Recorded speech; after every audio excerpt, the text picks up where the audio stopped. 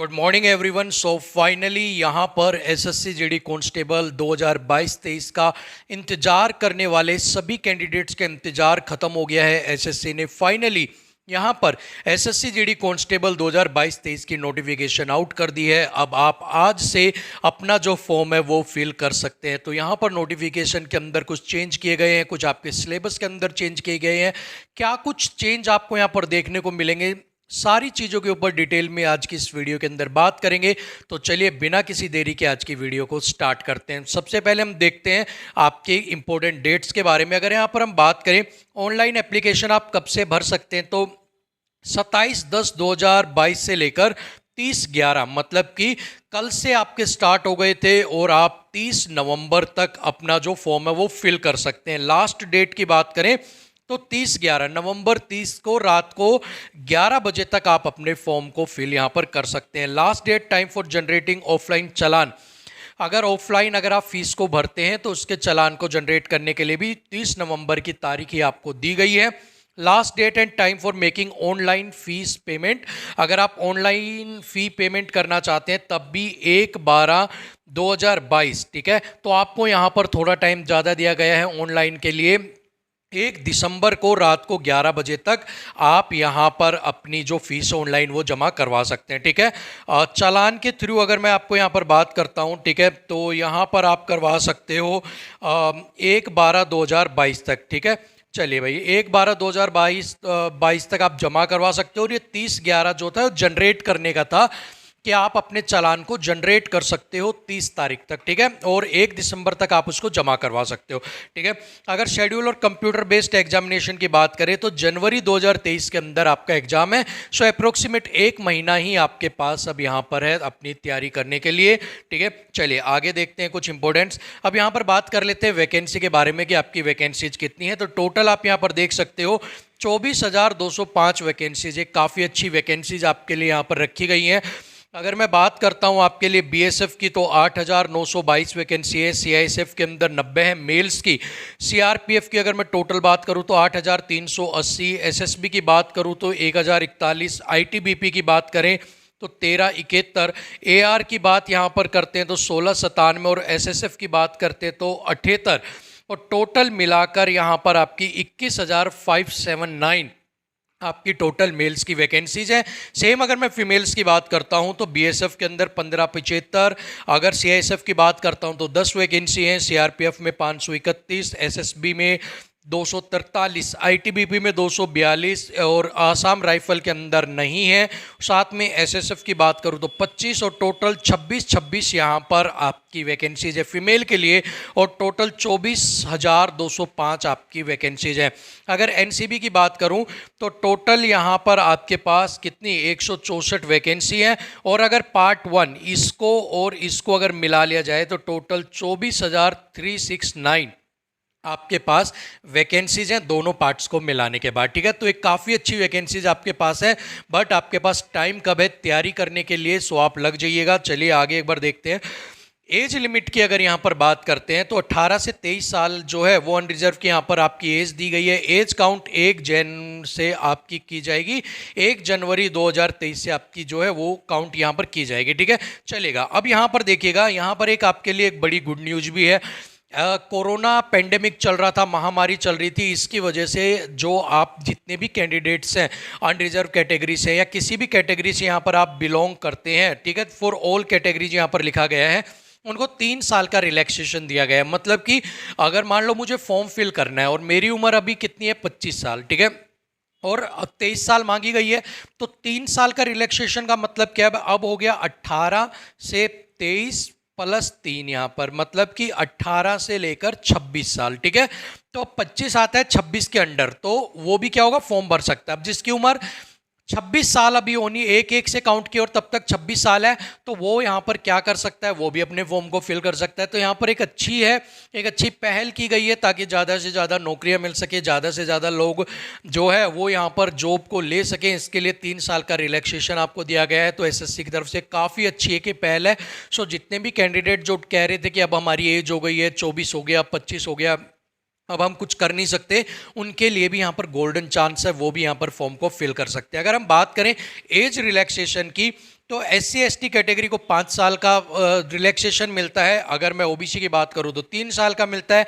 Ex serviceman की बात करें तो 3 साल का मिलता है, ठीक है। उसके बाद children and dependent of victim killed in the 1984 के राइट्स में अगर कोई जिसके कोई विक्टिम है उसको भी यहाँ पर 5 साल का जो है वो एज रिलैक्सेशन देखने को मिलता है, ठीक है। चलेगा, आगे बात करते हैं।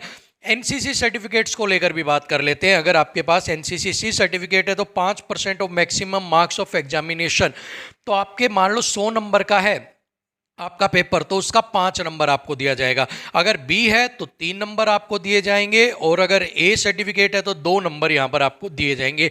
वो मैक्सिमम मार्क्स के ऊपर है कि आपके मैक्सिमम मार्क्स कितने हैं, ठीक है। सो उसी के ऊपर ही आपके जो है वो यहाँ पर आपको किया जाएगा, ठीक है। चलिए आगे बढ़ते हैं, एक बार आगे देख लेते हैं।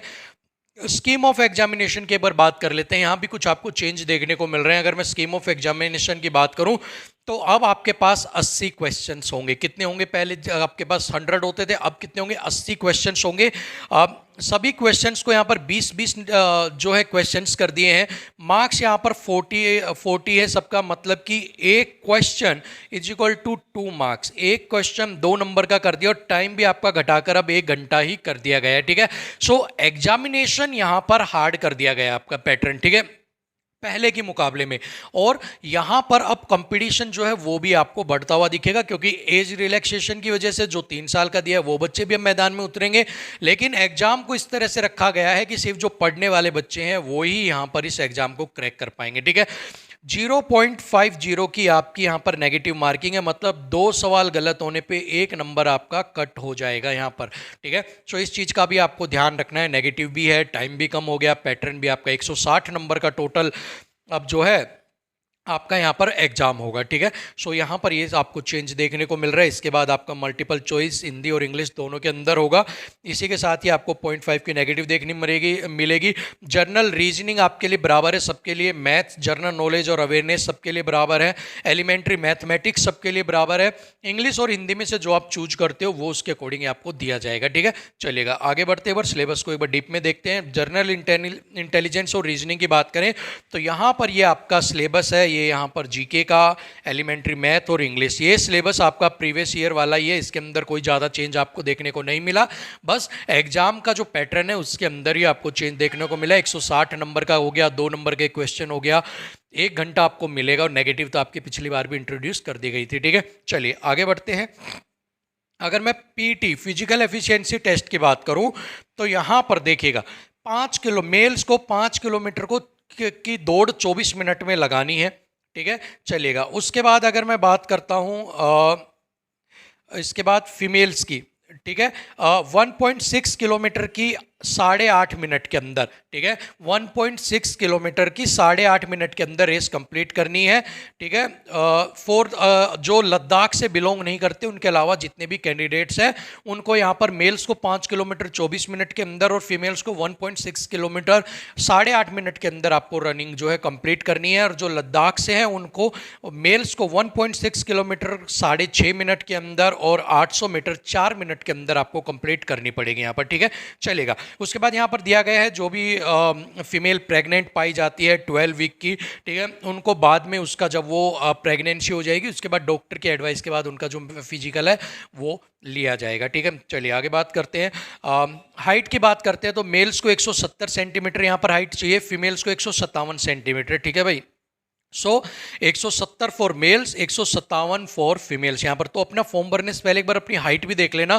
कईयों की हाइट फीमेल्स की 155 होती है, 156 होती है, वो टेस्ट भी क्लियर करती हैं लेकिन उनको फिर बाद में बाहर कर दिया जाता है। तो ऐसा ना हो तो आप अपनी एक बार हाइट मेजरमेंट कर लेना, ठीक है।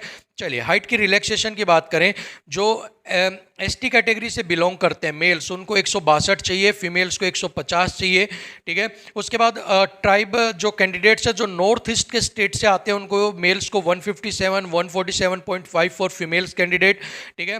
और यहाँ पर आपके जो है left wing of extremes affected district से जो आते हैं वहाँ पर 160 और 147.5 फीमेल्स को चाहिए, ठीक है। उसके बाद आपके डोंगरा मराठा से जो भी आते हैं वो 165, उनको मेल्स को 155 55 यहाँ पर चाहिए फीमेल्स को, ठीक है। नॉर्थ ईस्ट, अरुणाचल, मणिपुर, मेघालय, मिजोरम, नागालैंड, सिक्किम से आते हैं, उनको 162.5 और 152.5 यहाँ पर चाहिए फीमेल्स को, 162.5 चाहिए हाइट मेल्स के लिए, ठीक है। चलिएगा आगे देखते हैं।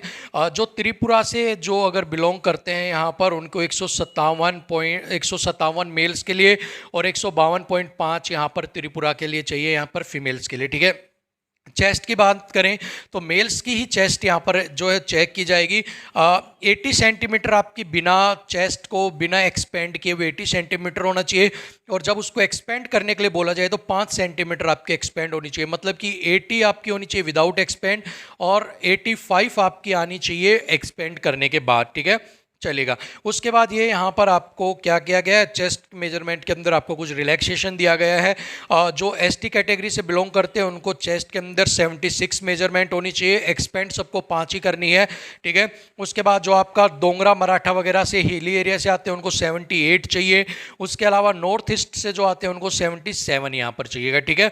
Chest measurement of female candidates का जो है वो परफॉर्म नहीं किया जाएगा, लेकिन उनकी जो ये जो है उनकी चेस्ट है वो वेल डेवलप यहाँ पर होनी चाहिए, ठीक है। चलिए आगे बात करते हैं। लास्ट यहाँ पर ऑर्डर ऑफ प्रायोरिटी की बात कर लेते हैं। जो मेन चीज़ यहाँ पर है कि आपको बहुत सारे बच्चों ने इस बार क्या किया, पहले ऐसे ही डाल दिया, बीएसएफ डाल दिया, जैसे लिखा हुआ ऐसे ही डाल दिया, बाद में उनको लगा कि यार तुझे तो सीआरपीएफ चाहिए था, सीआईएसएफ चाहिए था।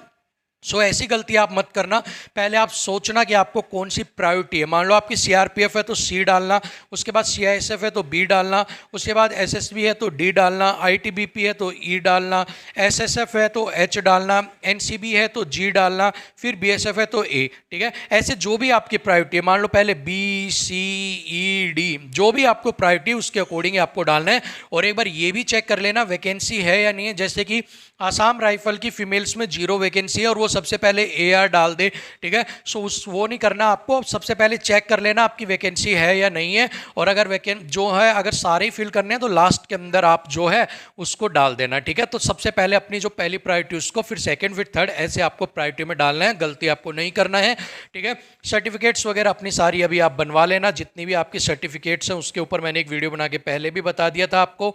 साथ में ही अपनी तैयारी लग जाइए, सिर्फ 1 महीने का समय है, एग्जाम का पैटर्न हार्ड होने वाला है। आप देखेंगे जब इस तरह की चीज़ें एग्जाम में की जाती हैं तो एग्जाम जो है वो एक अलग लेवल पे चला जाता है, बहुत सारा कंपटीशन मिलने वाला है, बहुत सारे बच्चे आपके बैठने वाले हैं एग्जाम के अंदर। सो गलती बिल्कुल भी मत कीजिएगा, आप अपनी तैयारी पे अच्छे से लगे रहिएगा। साथ में ही आपके बवाल मचाने वाले सवाल प्रीवियस ईयर बेस्ड पे सारी आपकी मैथ्स, रीजनिंग सभी की क्लासेस बैक टू बैक आपको मिलेंगी जनवरी तक। बस आप तैयारी करते रहिए, जुड़ जाइए। प्योर आपके मॉक टेस्ट 25-25 क्वेश्चंस के आपके बैक टू बैक करवाए जाएंगे। तैयारी आपको करनी है, सिलेक्शन लेना है, दृढ़ संकल्प ले लीजिएगा। और साथ में जो जो चीज़ें इंपॉर्टेंट थी वो मैंने आपको यहाँ पर बता दी हैं। अब आप अपना फॉर्म जो है वो लास्ट डेट का वेट ना करके टाइम से भर दीजिए। 100 रुपये की आपकी यहाँ पर फीस लगेगी, और आई थिंक फीमेल्स वगैरह एग्जेम्प्टेड है यहाँ पर। और इसी के साथ ही आपका जो भी है अपने डॉक्यूमेंट 10th की मार्कशीट के अकॉर्डिंग अपने फॉर्म को आप फिल कीजिएगा, ठीक है। तो चलिए फिलहाल के लिए वीडियो में इतना ही। थैंक यू सो मच, नमस्कार।